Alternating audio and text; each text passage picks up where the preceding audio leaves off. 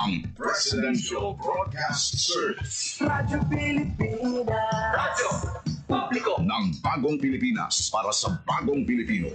Naghahatid ng mahahalagang balita at impormasyon na guugnay ng pamahalaan sa sambayanan. Tulay sa himpapawid ng serbisyo publiko. Radyo Pilipinas. Radyo Publiko. Ang boses ng Pangulo. Sa Iloilo, Radyo Pilipinas. 585 AM. Oras sa Radyo Pilipinas, alas 8:32 aga.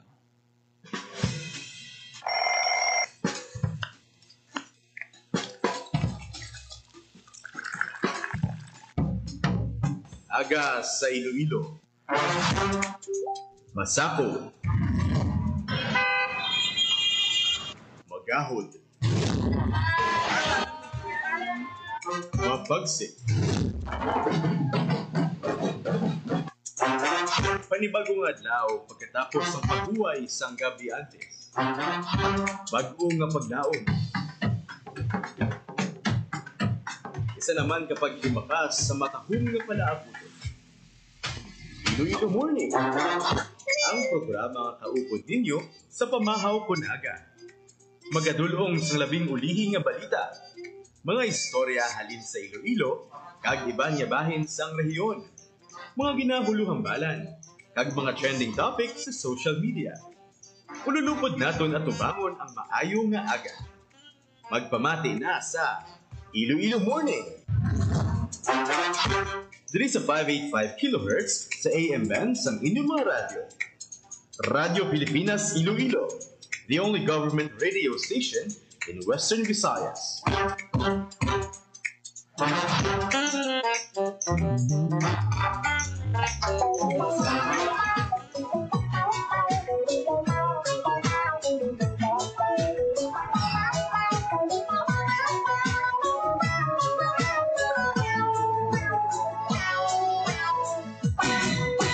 Pilipinas, good morning Western Visayas, Iloilo Morning na. Tuga-tulo ang lawan. Martes kita nga adlaw subong Mayo 27 tuig 2025.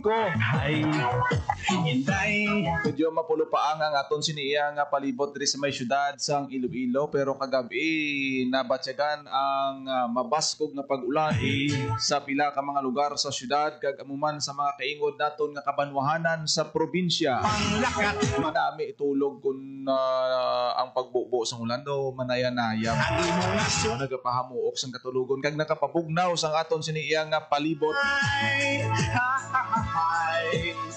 kay galin akong Kaya muna nga kung maghapon taas ang aton siniyang siling sa posibilidad sa pag-ulan-ulan subong iyang mga panahon. gitsan ko. Iyang aton nga mga kauturan gina-remind gid nga maghalong subong mag-uro aligmat na, especially nga nagaamat-amat na sa pagbaskog ang aton sini nga pag-ulan, labi na kun kahaponanon kag kagabihon dugang pang pagpinangilat sa kalangitan. Halong gid sa kilat, especially sa mga yara sa open field. Sa datos ang Iloilo City Operation Center kahapon, Ay mo panglakat. alas 10:50 sang gabi, na-record ang mabaskog nga pag-ulan sa pila ka mga lugar diri sa may syudad sang Iloilo. Hinday. Dira sa may distrito sang Molo, red category gid ang rainfall volume dira. Sa diin dira nagtupa, no, particular sa may distrito sang Molo, 35 mm nga rain volume. Ang sangaw. Sa may area sang Mandurriao, yara sa 21 mm kag 18 mm ang kabaskogon sang ulan. Sa distrito sang Haro, yara sa 9 mm tubtob 11 mm. O kung yara sa yellow rainfall kagabi, ang estado sang pagtupa sang ulan. Muna ang monitoring sa aton sini nga Iloilo City Operation Center Advisory.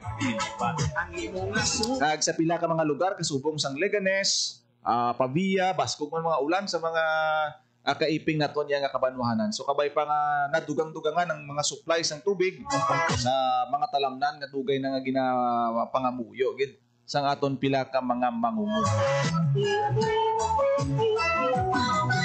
Sa piyak nga bahin, update kita nay sa lakat sang panahon dugay-dugay. Mangusisa ta kung anong mangin lakat sang aton sininga tiyempo subong nga mga inadlaw, no? Kaya ti kahapon, sa nagdiligad nga mga inadlaw, na-experience nato ining pagtupa sang ulan sa dugay-dugay tingwao naton nga ma-contact ang aton siniya nga pag-asa. At subong man may update man kita karon sa nagapadayon nga palarong pambansa dira sa may Ilocos Norte. Dugan ko sa imong nalipay, hindi mapunggan. Hay, hay, hay. Sa imo panglaka, matakugam mulat. Sa imo kahagayon, matakugam lilipat. Ang imo nga Dari na sa aton siningaling si Sir John Baron sa Pag-asa agud maghatag sa aton sang pinakauli nga lakat sang panahon. Good morning, Sir John. Hello sir, good morning. Sa ato ng mga nagpalamati. Latest weather update natin sa adlaw sa Tuesday, May 27, 2025. Based sa mga latest nga update ang Intertropical Convergence Zone o ITCZ, padayon niya ang iyang epekto sa may Mindanao kag sa Palawan, while the easterlies is still affecting the rest of the country. Isa ron sa Western Visayas, expect natin generally fair weather ito sa bunga adlaw, pero may mga chances sa mga scattered rains and thunderstorms. Nabinagit sa hapon kag sa gabi, dalain isang Intertropical Convergence Zone. Take note natin, possible siya kasi may mga bugat naman nga buo sa ulan karon sa hapon since ang aton nga weather condition is Intertropical Convergence Zone or ITCZ. Ang inatong dire sa Western Visayas sa light to moderate, northeast to easterly direction nga mga kadalasan sa light to moderate na coastal waters. Forecast temperature na to 26 to 32 degrees Celsius. Ang adlaw nagbo-block 526 kina sa aga hanggang din 608 hanggang sa hapon. Forecast nga maximum heat index naton pwede siyang labot sa 43 degrees Celsius. So despite nga may mga chances kita sa rainfall sa hapon kag sa gabi, expect niya po nga mainit pag mapaanga atong nga daw, especially sa udto kag sa early afternoon. Ang latest weather update, ako si John Baron. Stay tuned sa mga latest weather updates and as always, stay safe out there. Madamong salamat Sir John Baron sa imo sining time diri sa ginatag sa Radyo Pilipinas Iloilo. Sir, thank you and may nga. Nabatian si Sir John Baron sa Pag-asa, Easterlies kag ITCZ, nag-apekto sa area sang Mindanao kag Visayas. Kag ginapaoro aligmat kita sa gyapon, bisan nga mataas ang aton nga heat index, ang posibilidad sa pagtupa sang ulan, especially sa kahaponanon kag kagabihon, mataas suno sa Pag-asa. Halong sa mga kauturan naton. Ay na maburubog na wanta, pero tigid kainit kung wala sang ulan. Hamakon mo tag 43 degrees Celsius ang aton siniya nga heat index. Sa pila naton ka mga talalupang doon nga balita, kadto kita sa nagapadayon nga palarong pambansa 2025 sa may area sang Ilocos sa norte. Ang aton siniya nga team sa Para Games nagapabilin nga yara sa rank number 1, samtang sa regular games naman ya rank number 3 kita. May anom kita ka mga bulawan nga medalya, hopefully nga madugangan ini kasunod sang pagpadayon sa mga hinampang subong adlaw. Pero i-congratulate naton ini anayo ang isa sa mga nag-stand out sa nagapadayon nga palarong pambansa dito sa may Ilocos, si Jos Gabriel Salcedo, naka-record sang history sa patag sang discus throw secondary boys final sa diin nga nakakuha sa isang bag-o nga record sa palarong pambansa nga nakahaboy siya sa 45.52 meters nga distansya sa discus throw secondary boys, kag ining iya nga old record nga 42.86 meter o kunang record nga na-set among 42.86 meters nga record ni Irex Villanueva sa Marikina. Basta wala lang sang away. Nakuha gid no sang sining bag-o karon niya nga record holder sa patag sang discus throw secondary boys.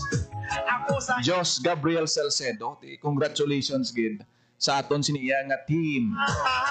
Idamo ni sang balantayan nga mga record breaking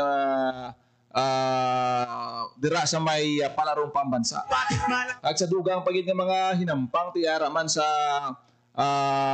sa Giapo, no, ang aton naton pila ka mga kauturan, may games, football secondary boys.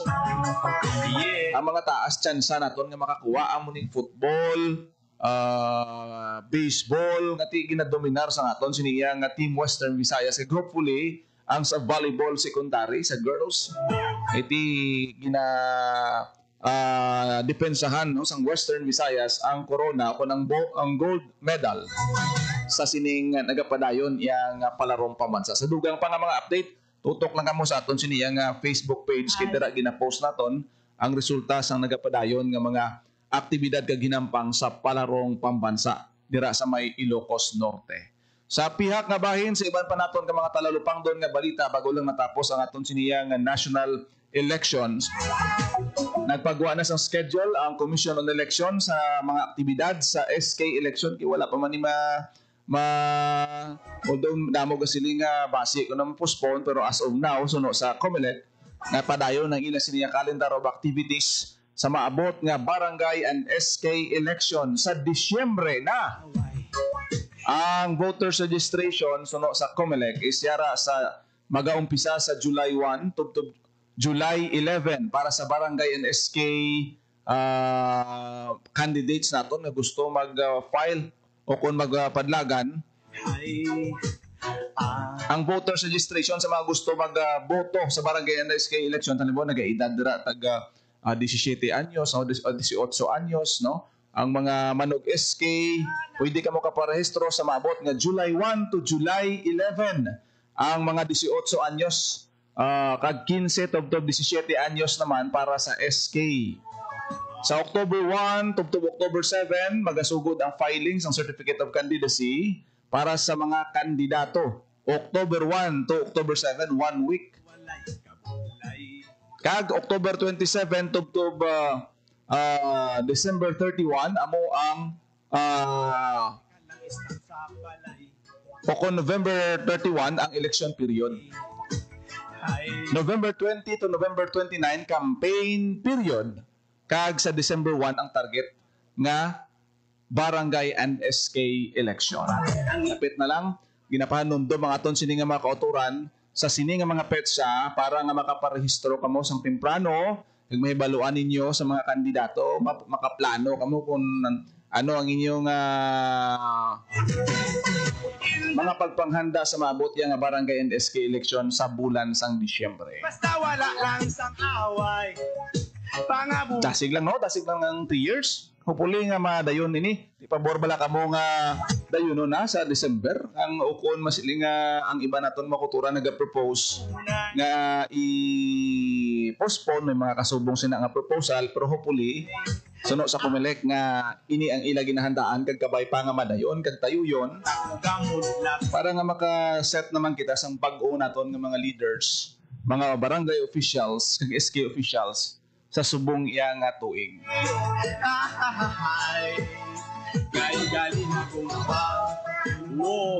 Oras sa Radyo Pilipinas alas 8:47 sa aga diri sa aton siniya nga pagpangalagad sa programa Iloilo Morning.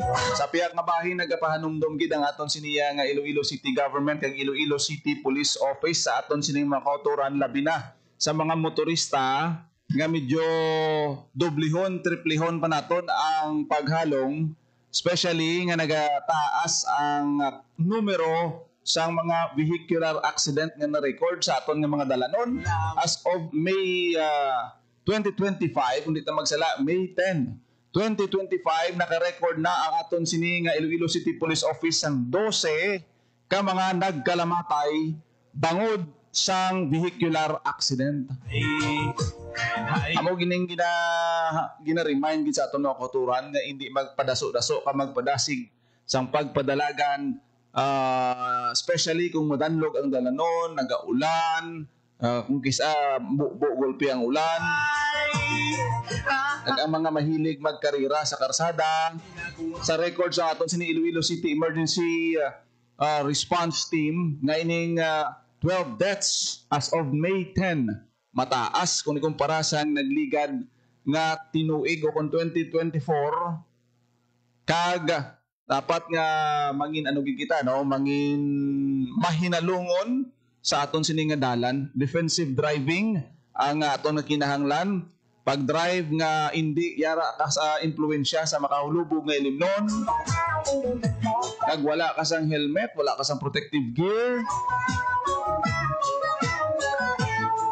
Kaya mo gina ang imo sini nga madangatan. Ang aton nga Iloilo City Disaster Response Team naga-remind gid kay tungod nga ang ila sini nga mga data nga natipon sa subong baw Ugay.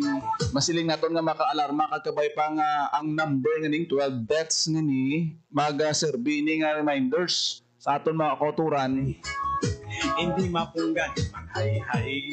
na mangin responsable kita nga driver. Kikisa bisan sa lugar ka bala, bisan sa lugar ka pa, Ugam. kung ang imo sugata, ang mga gasunod sa imo, wala sang disiplina, wala ginamay mo, bisan ano mo kalikaw kung ang sugata mo da, wala man nagahalom, delikado gid ina. Amo na ang gina-remind sa aton sang Iloilo City Disaster Risk Reduction Management Team. Igugma. Drive to protect safe streets kag safe children. Ang mga viral video subong ya daw ikaw na lang ya ang Siling man sang mo nanay. nagalikaw nga hindi mo matanawan kisa kay kagagmay iban ng mga kabataan ginunahan gidabi dito sa kwan sang insidente sa airport sa Metro Manila kita nito. Sa imo pang So after sa mga hitabo may mga adjustments amo man na diri sa aton hindi lang dito sa Metro Manila kundi tama gid ka evident subong ang mga aksidente sa dalanon na aton makitaan especially diri sa may syudad sang Iloilo. So follow kita sa mga ordinances, traffic ordinance kag sa mga traffic regulations nga ginihimo sa aton sini nga otoridad. bisan los lang na. Makon mo 12 deaths May 10, 2025 nga datos sa aton sini nga Iloilo City Emergency Response Team. Inday, sa dugan ko ka panalaytay. Kung mo sa akon nga tunay, ako sa imo nalipay. Good morning kids sa aton sini nga mga Facebook live viewers kay Sir Warren Libre Polidon, kay Ma'am Rosie Ritaso, si Kinya nga naga-tanaw sa aton sini pagpangalagad, Sir Livy John Dison, Sir Roy Paz nga nagaupod sa aton sini nga programa. Good morning kid kay Sir Sherwin Marco Wia sa tanan naton nga mga FB live viewers. Wow. Wala na kita sang tiyempo diri sa aton sini pagpangalagad sa programa Iloilo Morning, ang iban pang mga balita kag impormasyon sa iban ng mga programa sang Radyo Pilipinas Iloilo. O naging lamang inyo alagad, kada aga Junel Baclay, mayong aga Pilipinas, God bless Iloilo. Yeah. Radyo Publiko. Radyo Pilipinas. Radyo Publiko.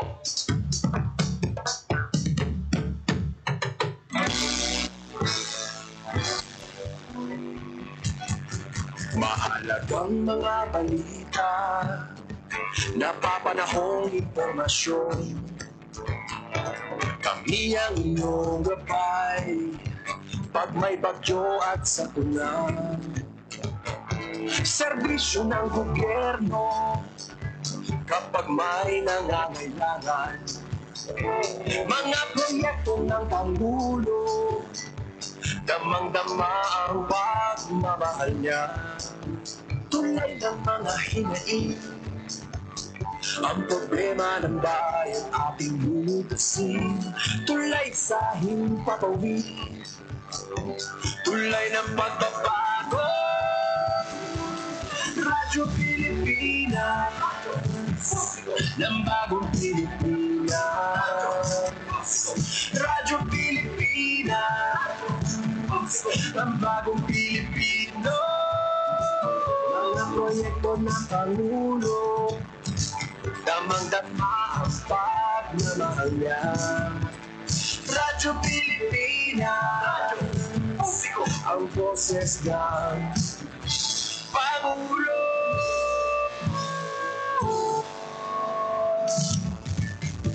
Karamay niyo kami, Kahit malayo man kami nakakarating, OFW magsasaka, buhay ay iba't iba, san mang lugar ng bansa natin. Tulay ng mga hinaing, ang problema ng bayan ating lulukasin. Tulay sa himpapawin, tulay ng pagbabago. Radyo Pilipinas, ng bagong Pilipinas. Radyo Pilipinas, ng bagong Pilipino. Mga proyekto ng Pangulo, damang-dama ang pagmamahal niya. Radyo Pilipinas, ang boses ng Pangulo.